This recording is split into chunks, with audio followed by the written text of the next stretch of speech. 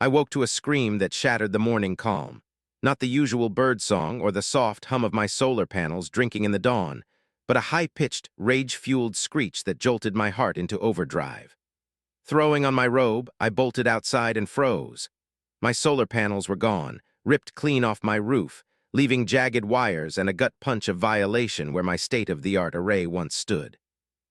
Then I saw her, Karen the HOA tyrant standing smugly in my yard, arms crossed, smirking like she just hit the jackpot. "You weren't in compliance, Mark," she cooed, her voice thick with fake pity. "So I fixed the problem." Fixed, my blood pressure rocketed so fast I could hear my veins straining. I stared at the empty roof, panels I'd spent thousands on, installed perfectly within HOA rules, now vanished because of this woman whose moral compass rivaled a raccoon raiding trash. I clenched my fists, sucking air through my nose like a bull ready to charge. "You stole my property," I growled, barely holding back words that land me in cuffs. Karen sighed, theatrical as ever, like this was all a chore for her. "Confiscated," she corrected. "You were warned about the violation. Those panels were an eyesore, didn't fit the community aesthetic. The board agreed." I stepped closer. She didn't flinch. "Where are they?" "Oh, repurposed," she said, waving vaguely toward the HOA clubhouse. "Much better use, don't you think?" My eye twitched. Repurposed. My panels, legally mine, torn off and handed to the HOA like some communal trophy. My hands ached to throttle something, her rule book preferably. "This is theft," I said, voice low, controlled. "I have security footage. You had no right." Her smirk flickered, but she recovered, tilting her head like I was a dim kid. "Oh, Mark, I am the HOA, and the HOA makes the rules." My fingers tightened around the phone in my pocket. I wanted to call the cops, but I knew she'd buried some loophole in the fine print, her specialty, twisting rules to torment people, flexing her petty suburban dictatorship. Neighbors peeked out, whispering, their eyes flickering with concern and fear. Karen had crushed too many to be challenged openly. She turned, flipping her over-bleached bob, strutting to her golf cart, the same one I'd seen on my footage hauling my panels away. "Oh, and Mark," she called, "take down that ridiculous electric fence too. It's against code." She drove off, my pulse thundering. That was it, the moment I knew she started a war she couldn't win. I spent hours packing, seething, replaying the footage of Karen and her HOA goons dismantling my panels like smug bandits. Legal routes crossed my mind. File a complaint, Sue. But she'd rigged the system, the board was her puppet, and I'd end up fined while she gloated. No, I had to be smarter, ruthless, a little wicked. Then it hit me, a spark flaring into a diabolical plan that curled my lips into a grin. She wanted dirty, I'd give her shock therapy. I grabbed my tools and got to work, installing new solar panels, not on my roof, but on that electric fence she hated. If she thought she could steal without consequence, she'd get a jolt she'd never forget. By sunset, my masterpiece gleamed, a fence wired to zap anyone dumb enough to grab it, harmless but humiliating. I sat on my porch, sipping a beer, waiting. Karen wouldn't resist trying again, and this time she'd learn what happens when you mess with the wrong guy. The night before the trap was set, sleep eluded me, not from nerves, but from a buzzing excitement, the kind that fizzes in your chest when you know karma about to strike. I'd spent the day wiring those new solar panels into my electric fence, every connection flawless, a simple yet genius setup. Touch it, and you'd get a sharp, unforgettable zap, harmless, but enough to make anyone think twice about pawing my property again. Karen, with her greedy hands and bloated ego, was bound to take the bait. It was only a matter of time. Morning came, and I played it cool, mowed the lawn, watered plants, even waved cheerily at neighbors who eyed me with barely veiled curiosity.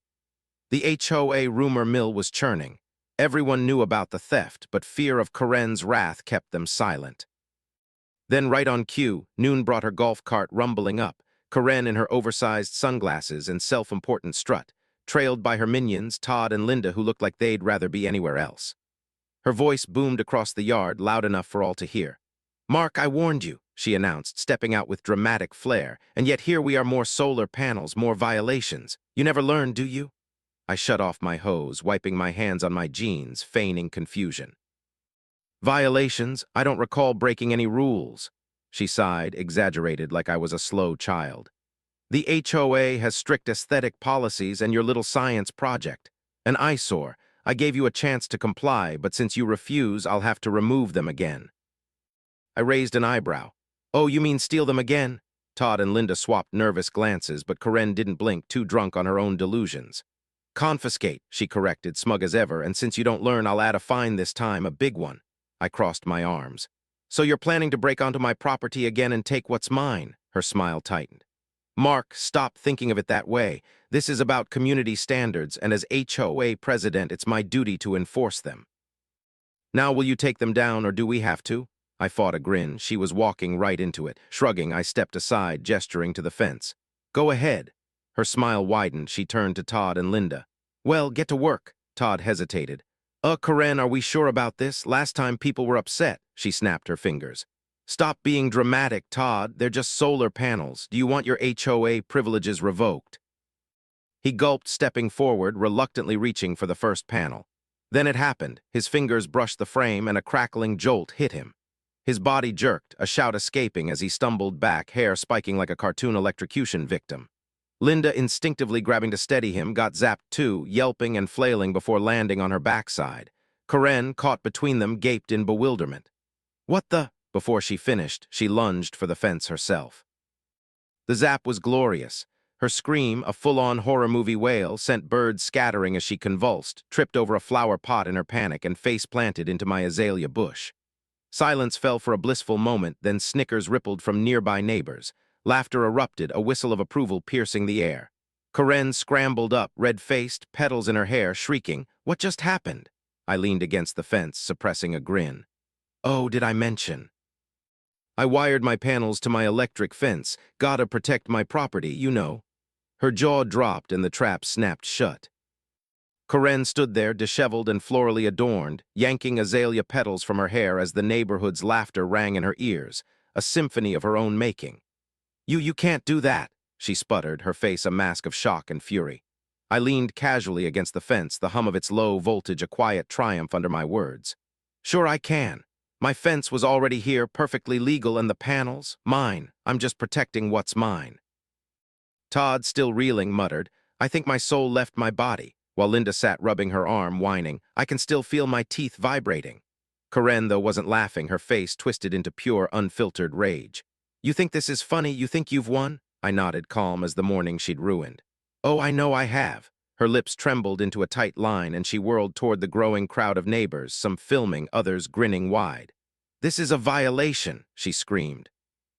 Mark has endangered the community. This is a criminal offense. I'm calling the police. I tilted my head toward the security camera on my porch. Please do. Let's show them the footage of you and your goons breaking onto my property, trying to steal from me again and getting exactly what you deserved. Her face paled. The crowd murmured, a few cheering outright. For the first time, Karen realized she'd lost, not just the moment, but the optics. She stomped her foot like a petulant child, spun on her heel, and stormed to her golf cart, Todd and Linda scrambling after her, shell-shocked. The cart screeched off, leaving tire marks and my swelling satisfaction behind. The fallout hit like lightning. By evening, the neighborhood buzzed, literally and figuratively, with the tale of Karen's electrified tumble. The security footage spread faster than gossip at a church picnic, popping up on social media, group chats, even TikToks racking up thousands of views. Karen flailing in my bush like a raccoon in a trash can was the star, and I was the unsung hero who'd finally zapped her reign of terror. She wasn't one to slink away, though humiliation only stoked her fire. Next morning, I found a formal HOA violation notice taped to my door, flapping like a war flag. Illegal electric fencing, dangerous and non-compliant, immediate removal required.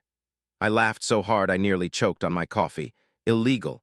The fence had stood for years, unbothered until it thwarted her thievery. This was rich, and I wasn't letting it slide. I'd turn it against her. I grabbed my phone and fired off an email to the HOA list. Dear neighbors, in response to Karen's concerns about safety, I'll host a live demo of my dangerous fences capabilities. If you feel at risk, come see for yourself. 5 p.m. refreshments provided. By late afternoon, 30 folks gathered, lawn chairs, snacks, a full-on event. Karen arrived, arms crossed, flanked by 2 board members, one looking like he'd rather bolt. I stood by the fence, hands in pockets, grinning. All right, let's settle this. My dangerous fence runs on a solar-powered, low-voltage system, harmless, but if you're skeptical, let's test it. I gestured to Karen. Since you're so worried, why not volunteer? Her nostrils flared. I'm not touching that death trap. Then I will, I said, and before she could protest, I slapped my hand on the fence. Nothing, just a mild tingle, exactly as designed. The crowd murmured, some laughing. Mike, a neighbor, stepped up. Wait, this is what Karen called the cops over. Her face went beet red. That's not the point, it's the principle. It's an eyesore, a hazard. Mike squinted. Looks like a normal fence to me. The trap was tightening, and Karen didn't see it yet. The crowd's laughter grew as Mike's words hung in the air, his squint at my fence. A perfectly ordinary sight, poking holes in Karen's bluster. She froze, her face a deepening shade of red, as another neighbor piped up. Didn't Karen steal your solar panels? The energy shifted. This wasn't just about my fence anymore, it was about her tyranny unraveling. I folded my arms, seizing the moment. Great question. Karen never explained why she thought it was okay to rip thousands of dollars worth of panels off my roof. A murmur of agreement rippled through the onlookers. Karen floundered. It was an HOA decision. I raised an eyebrow. So where'd the HOA put my panels? They're not on my roof anymore. Her bored crony, Richard, a balding man beside her, cleared his throat awkwardly. Well, that's something we need to discuss. Karen's head whipped toward him so fast I thought she'd sprained something. What? Richard sighed, running a hand over his face. Look, after last night's incident, some of us looked into your financial decisions. The crowd went silent. Karen's breathing turned shallow. What do you mean? Richard hesitated, then dropped the bomb. The solar panels weren't repurposed for the community like you said. They were sold. We traced the money. He sighed again, disgust creeping into his voice. Karen, you used HOA funds for personal expenses. A spa membership, a Peloton, a $500 steakhouse bill. Gasps erupted. Someone muttered, "Oh, hell no." Her face drained from red to ghostly pale. That's ridiculous. I was reimbursing myself for HOA business. Richard cut her off, firm now. You embezzled HOA funds. We have receipts. We're calling an emergency vote to remove you as president immediately. A roar of approval burst from the crowd, cheers, claps, pure elation. Karen's eyes darted, horror sinking in as her reign crumbled. She opened her mouth, but the noise drowned her. Get out, Karen, someone shouted. Take your rules and leave, another yelled. She whirled toward me, eyes blazing with venom. This is your fault, she screamed. I flashed my widest, most satisfied grin. No, Karen, this is karma. That broke her. With a wordless shriek, she stormed to her golf cart, revved it like a getaway car, and peeled out, dust trailing her retreat. The board voted her out within the hour. The financial scandal, paired with her public shamming, made recovery impossible. By morning, she was gone, house quiet, no sign of her. I stepped onto my porch, breathing deep, the crisp air tasting like freedom. Mike ambled over, handing me a cold beer. That, he grinned, was the most satisfying thing I've ever seen. I clinked my bottle against his. To Karen-free living. Cheers erupted around us, peace settling in like a long-lost friend. My solar panels were returned, the HOA restructured, and my electric fence stood tall. Turns out, everyone liked it better than Karen. For a moment, I thought it was over, the war won, my home mine again. But as I sipped that beer, a flicker of doubt crept in. Karen didn't just vanish, she festered. She'd lost everything here, but someone that unhinged might not stay gone. I'd humiliated her, exposed her, cost her power she'd clung to like a lifeline. If she came back, it wouldn't be with golf carts or rule books, it'd be personal. I shook it off, basking in the wind. The sun shone, the neighborhood buzzed with relief, and my fence gleamed, a quiet guardian. For now, victory was mine, and I'd savor it, ready for whatever she might throw next. The neighborhood basked in the afterglow of Karen's downfall, a rare harmony settling over us like the calm after a storm. My solar panels back on my roof, the electric fence standing proud, and the HOA scrambling to rebuild without its dictator. That first week was bliss. No golf carts buzzing, no violation notices flapping on my door, just the hum of my panels soaking up the sun and neighbors waving with grins instead of whispers. Mike's beer toast had sparked an impromptu block party, lawn chairs, shared snacks, laughter echoing where Karen's screeches once reigned. People swapped stories of her petty crusades, fining Mrs. Ellis for a non-approved birdhouse, banning Tom's kids' lemonade stand for commercial activity. My fence zap became legend, replayed on phones with glee. The HOA board, sans Karen, sent a sheepish email promising transparency and my panel's return, already done, thanks to Richard's guilt-driven hustle. For once, I felt like I'd won more than a battle. I'd freed us all. But Victory's shine dulled when I spotted a for sale sign on Karen's lawn a few days later. Too quick, too quiet. She'd fled, sure, but that gnawing doubt grew. Someone like her didn't just quit. I kept my routine mowing, tinkering with the fence, sipping coffee on the porch. But my eyes drifted to her empty house. No moving trucks, no goodbye wave, just gone. Neighbors speculated. She's too embarrassed to show her face, Mike said.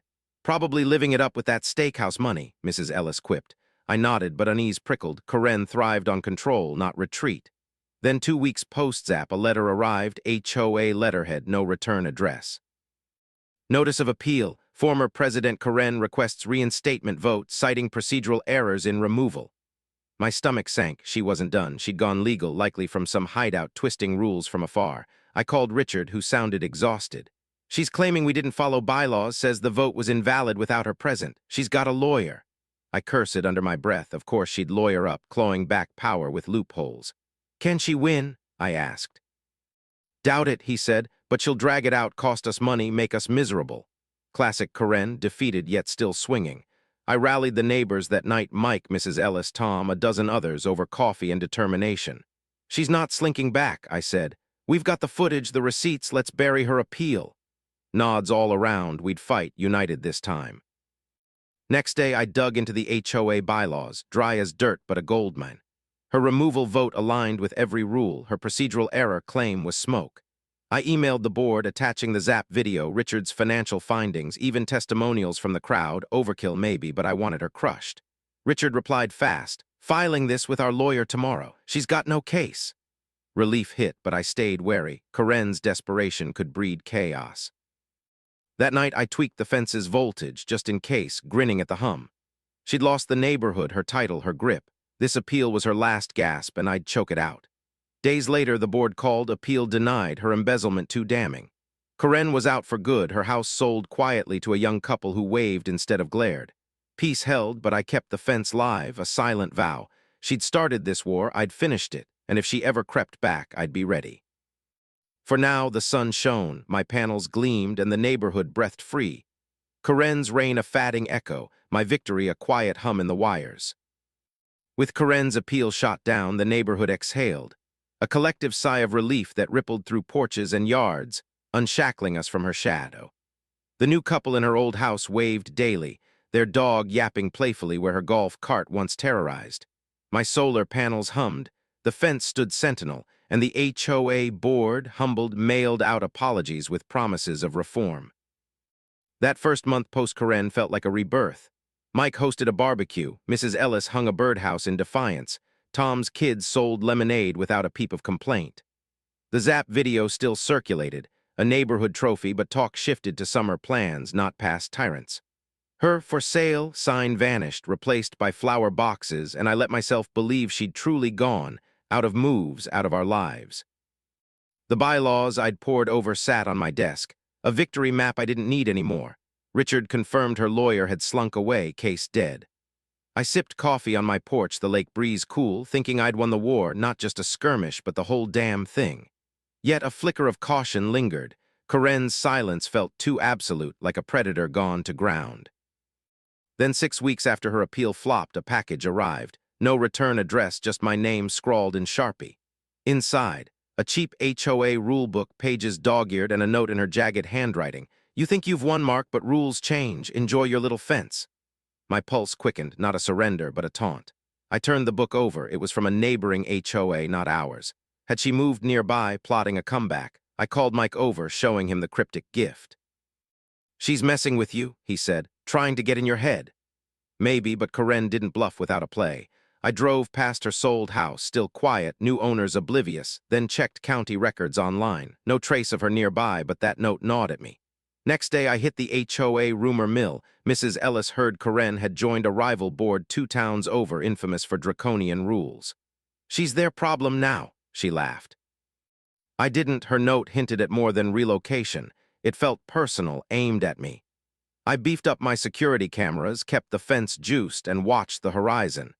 If she'd infiltrated another HOA, she could lean on them to harass ours, or me, through petty alliances. A week later, confirmation came. A snarky email from that rival HOA citing boundary concerns near my property line, unsigned but reeking of Karen. Our board laughed it off. My land was solid, their claim baseless. Still, it was her handwriting testing me, probing for weakness. I fired back through Richard. Tell them to shove it, legal docs on file. They backed off, but I knew she wouldn't. She'd lost here, so she'd strike from afar, indirect, insidious, like a wasp circling. I rallied the neighbors again, Mike, Tom, Mrs. Ellis, over beers. She's not president here, but she's not gone, I warned. Keep eyes open. They nodded. We'd beaten her once, we'd do it again. I tweaked the fence higher, added a motion sensor, overkill maybe, but peace wasn't free. Karen was a ghost now, haunting from a distance, her note a promise of chaos. I'd ended her reign, but not her spite.